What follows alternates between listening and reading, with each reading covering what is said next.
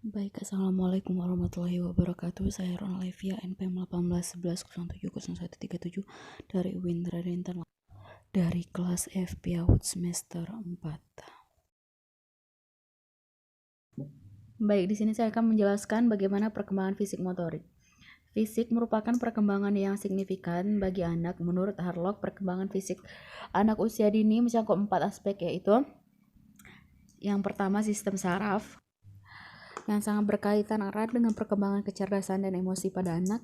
Yang kedua, ada otot-otot yang mempengaruhi perkembangan kekuatan dan kemampuan motorik pada anak. Yang ketiga, ada kelenjar endokrin yang menyebabkan munculnya pola tingkah laku baru pada anak. Jadi maksudnya ada muncul tingkah laku baru itu misalkan si anak dari bermain dengan teman-temannya, lalu dia melihat perbuatan temannya yang belum pernah ia lihat, lalu si anak akan meniru perbuatan temannya tersebut. Nah, setiap anak perkembangan fisiknya berbeda-beda. Ada yang beberapa anak yang pertumbuhannya cepat dan ada beberapa anak yang pertumbuhannya lambat. Seiring dengan perkembangan fisik yang beranjak matang, perkembangan motorik anak sudah dapat terkondisi dengan baik. Biasanya ditemukan anak usia dini yang tinggi badannya dan anak yang lain lebih pendek. Pada masa usia dini, pertumbuhan tinggi badan dan berat badan relatif seimbang, tetapi secara bertahap tubuh anak akan mengalami perubahan. Bila mana di masa bayi anak memiliki penampilan yang gemuk, maka secara perlahan-lahan tubuhnya mulai berubah menjadi lebih langsing, sedangkan kaki dan tangannya mulai menjadi panjang. Anak-anak usia dini biasanya senang sekali bermain.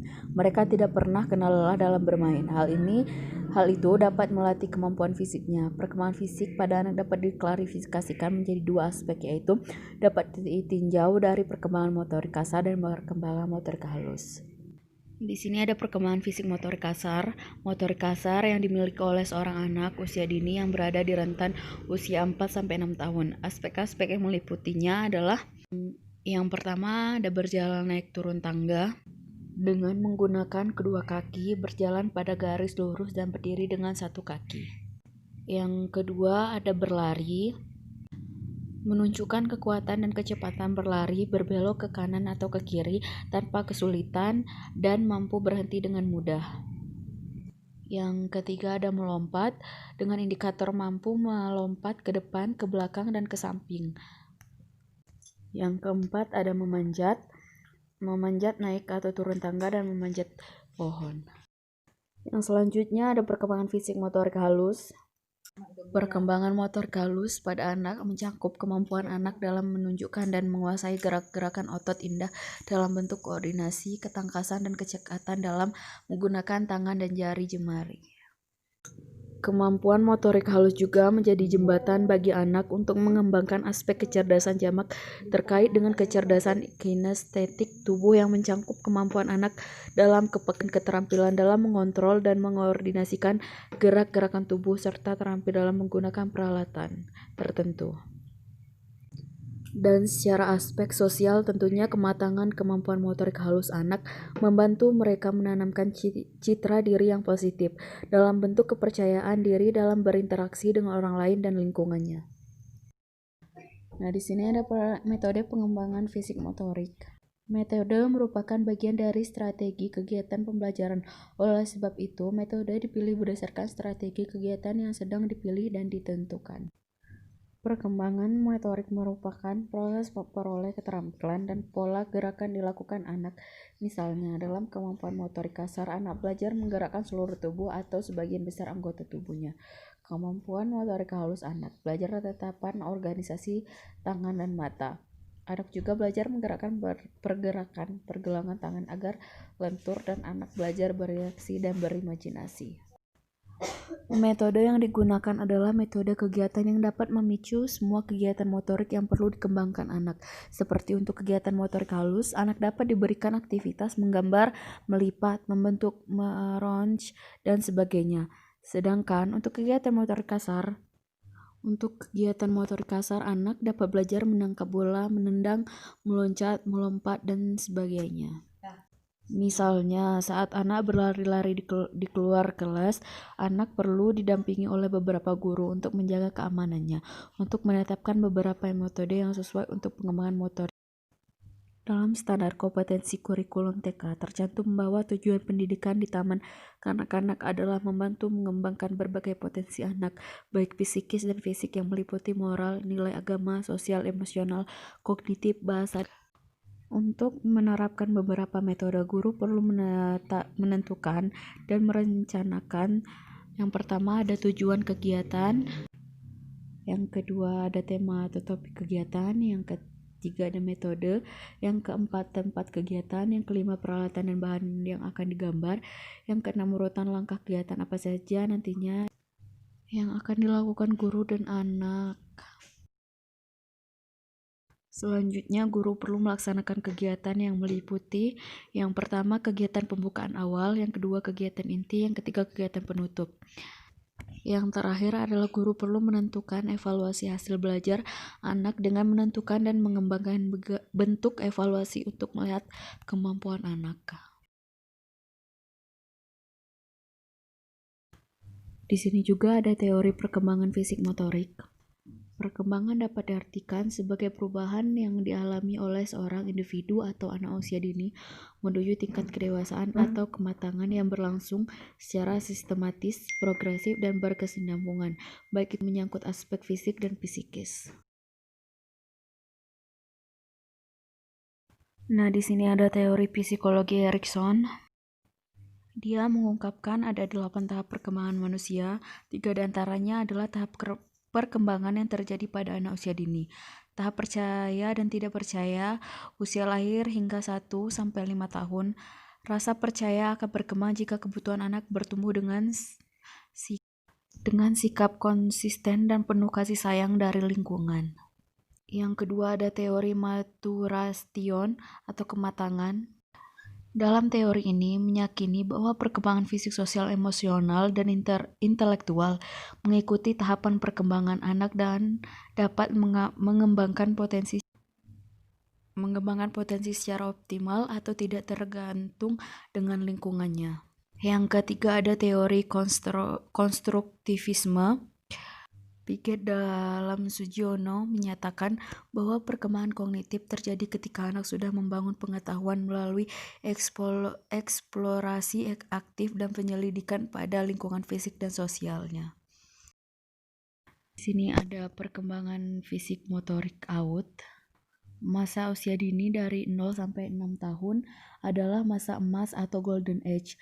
Rentang perkembangan seorang individu menurut Samsu Yusuf LN mengatakan perkembangan dapat diartikan sebagai perubahan yang progresif dan kontinu berkesinambungan dalam individu dari mulai lahir sampai mati. Dan di sini juga ada ruang lingkup fisik motorik. Setiap gerakan anak melibatkan 3 unsur penting, yaitu otot-otot dan syaraf. Jika salah satu dari ketiga unsur tersebut tidak berfungsi dengan baik, maka gerakan yang dihasilkan juga tidak akan bermakna atau tidak akan terjadi gerakan sama sekali.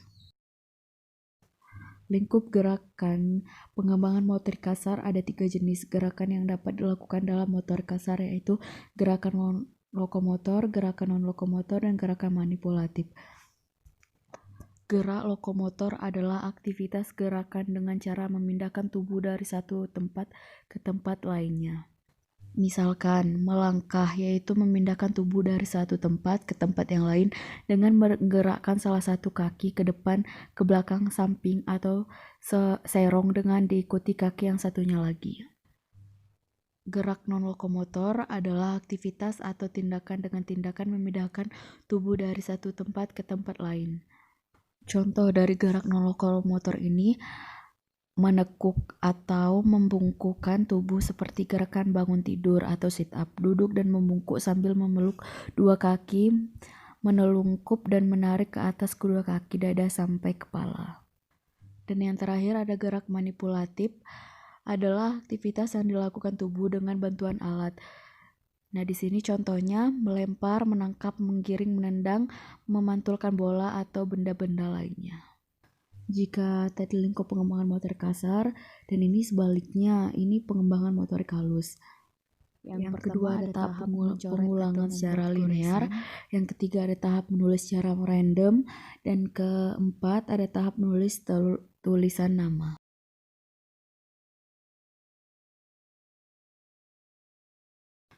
Di sini ada bentuk dan jenis permainan anak untuk perkembangan fisik motorik. Jenis permainan untuk motorik halus, yang pertama bermain gelang karet, yang kedua ada membuat origami, yang ketiga bermain dengan kertas, menyusun balok dan puzzle, yang keempat mengajari anak makan dengan sendok, yang kelima bermain play-doh. Sedangkan permainan untuk motorik kasar untuk anak 3-5 tahun, yang pertama ada melompat dengan satu kaki, yang kedua ada berjalan menaiki dan menuruni anak tangga, yang ketiga ada mengayuh sepeda roda 3. Jadi intinya motorik halus itu menggunakan otot-otot kecil, sedangkan motorik kasar itu menggunakan otot-otot besarnya. Di sini ada tujuan bermain kreatif. Tujuannya yakni pemeliharaan perkembangan atau pertumbuhan optimal anak usia dini melalui pendekatan bermain yang kreatif, interaktif, terintegrasi dan dengan lingkungan bermain anak. Perkenan dari bermain kreatif adalah perkembangan kreativitas dari anak-anak. Semua anak usia dini memiliki potensi kreatif, akan tetapi bervariasi dari anak satu ke anak yang lainnya.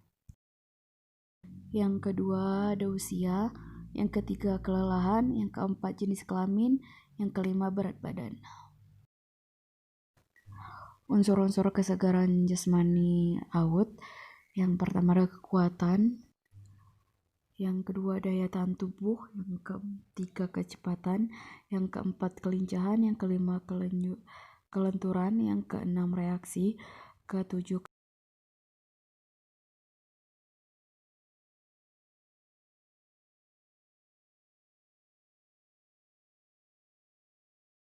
maksud saya tadi kecepatan, yang ke-8 ada keseimbangan, yang ke-9 koordinasi, yang ke-10 daya otot. Yang terakhir ada perencanaan, pelaksanaan, dan penilaian program kegiatan fisik motorik di TK. Perencanaan adalah proses terpenting dari semua fungsi pembelajaran anak usia dini, karena tanpa perencanaan fungsi-fungsi lain seperti pengarahan, perorganisasian, dan pengontrolan tak akan dapat berjalan. Pelaksanaan adalah suatu tindakan dari sebuah rencana yang sudah disusun secara matang dan terperinci. Secara sederhana bisa diartikan penerapan Brown dan Witzke mengemukakan bahwa pelaksanaan adalah penilaian adalah suatu usaha untuk mendapatkan informasi secara berkala, berkesinambungan dan menyeluruh tentang proses dan hasil dari pertumbuhan dan perkembangan yang telah dicapai anak didik melalui program kegiatan belajar. Baik, mungkin itu saja yang bisa saya sampaikan. Mohon maaf apabila ada salah kata. Saya akhiri. Wassalamualaikum warahmatullahi wabarakatuh.